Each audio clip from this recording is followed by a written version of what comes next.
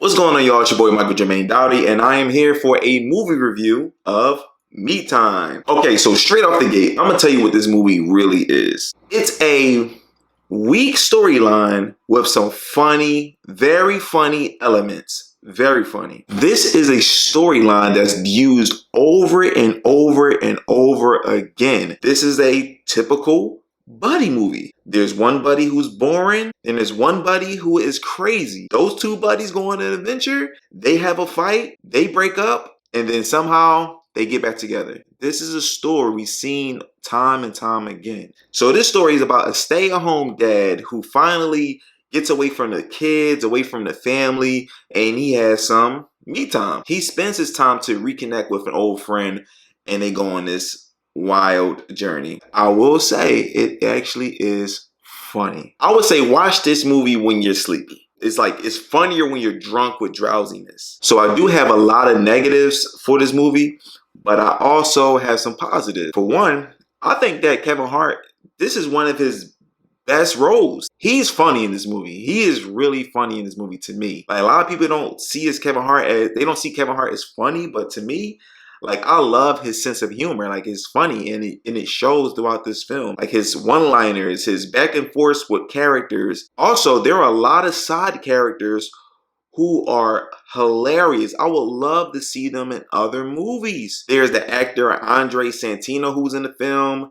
He has a lot of scenes. He's actually, every scene he's in, he's actually funny. Also, another actress who's in the film who is incredible is Naomi Peregrine. Oh my goodness, her last name is crazy, but forgive me if I'm saying it wrong. She plays a character named Jill. Every scene that she's in is actually like these funny one-liners, these funny little stories she might tell. She's actually really good. And that's pretty much all the positives that I can think of. I can't really think of any other positives.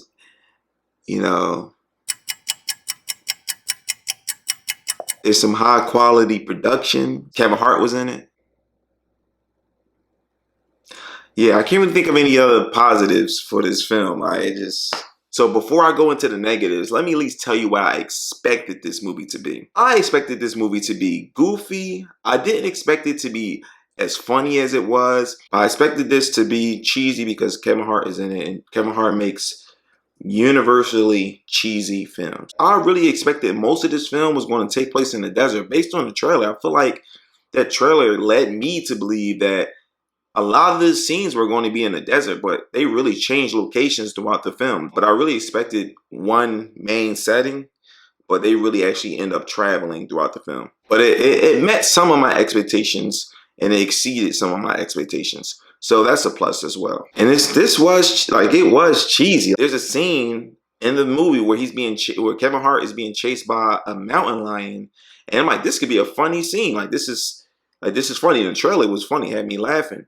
But when it finally came up and I'm sitting here watching it, Kevin Hart does something that's like very goofy to me. Like, it's just like very goofy. Like, he gets trapped by the mountain lion, and then Kevin Hart does something to protect himself, and I'm like, that could have been funny, but it's just cheesy. It's just very cheesy. But I expected that. It's a Kevin Hart film. So now the negatives. This is a hangover knockoff.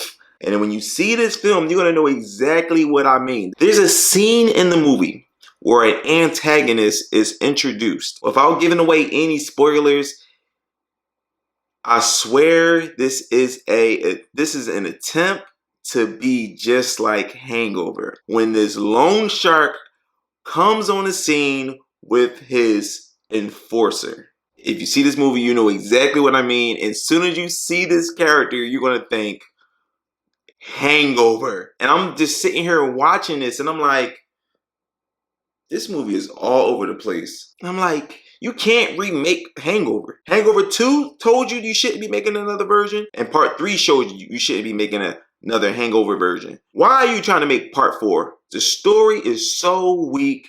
The storyline is so corny. I just can't even get down with it. It really kind of destroys the film. There's nothing authentic about this film. Storyline is so weak that the jokes in this film are not even centered around the storyline. I feel like the jokes and the humor in this film could have been used in any film. I feel like this story, it just doesn't work. Another negative for me, and this is a personal negative. Mark Wahlberg, he is not funny to me. He's never been funny. I feel like Mark Wahlberg literally watched a movie one day, like one of his favorite movies, and he wants to like be one of those characters. He does the same role in each comical film, but it never lands for me. Like in the other guys is a great film, but he's not great in it to me. He's never been funny. He's not funny. I don't know who keeps giving him these comical roles, these comedic roles. I don't understand. Also, this story is very predictable. Like I said, this story is being told, is being used over and over again. It's a very predictable storyline. So the story is predictable, but also the jokes. The jokes are super predictable. Like some of the jokes that don't land, you can see them coming from a mile away. There's nothing authentic about this film. Also, there's a message in this movie, and it's a message that's used over and over again. I hate when movies try to save the world. Not just the world they create. I'm talking about real life. Like they sit here trying to preach a message to you instead of just making a good movie. I can't stand it. I really can't stand it today. Like these message-driven movies. It's like focus on the film.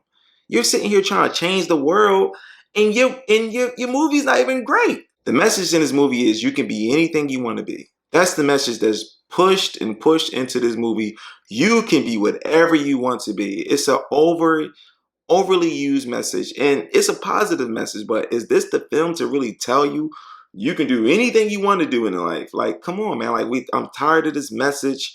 There's literally a scene in the movie. I promise you, there's a scene in the movie where the son is practicing his stand-up comedy. He's practicing alone, and he literally says, you can be anything you want to be. There's nothing you can't do. And I'm like, oh my goodness, they said it out loud. Oh my goodness, they said it out loud. I'm like, yo, this is crazy. Like, he's literally like, you can be anything you want to be. There's nothing you can't do. And I'm like, wow. Stop trying to save the world, preach a message to us, and trying to get us to change the way we think. No, just allow us to enjoy the film. You already know this movie is not going to be taken serious, so why you want me to take your message serious? You can be anything. You already know this. But it's like, come on, man. I don't have to keep preaching this message when you already know this, especially when most adults are going to be watching this film. Like I said, this film isn't geared towards kids. And I don't even think kids should be watching it. There's a lot of crazy humor in this film. Talk about penises and crazy sex, and this is a lot of stuff, man. This is a lot of crazy stuff. You know what this is? The right message, the wrong messenger. Also, there's a lot of things in this film that was introduced that wasn't believable. Like, there is this enforcer. So when this hangover character gets introduced, he comes along with this enforcer, and the enforcer is a thin female woman. And I'm like, she is not even, like, I don't even see her as a threat. Like, I'm like, Mark Wahlberg, Kevin Hart, if you don't jump this lady, if you don't, like, you're both way bigger than her. Like, I just can't believe that she's this supposed threat. And I'm like, yo, this is ridiculous. This is ridiculous. Like, you expect me to believe that she can take them both? I don't know.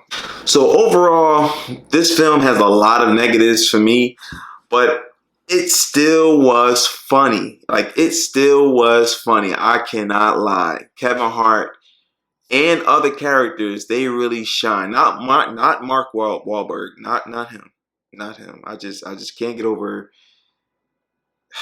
this. I can't get over this. I can't get over this. not Mark Wahlberg, but everyone else did a really good job. This movie is actually really funny to me. If you love the Kevin Hart comedy, if you love his sense of humor, you might find this enjoyable. If you're not really a big Kevin Hart fan, then don't watch it. Don't watch it. But overall, to me, I think that this still is an okay film if you want to laugh.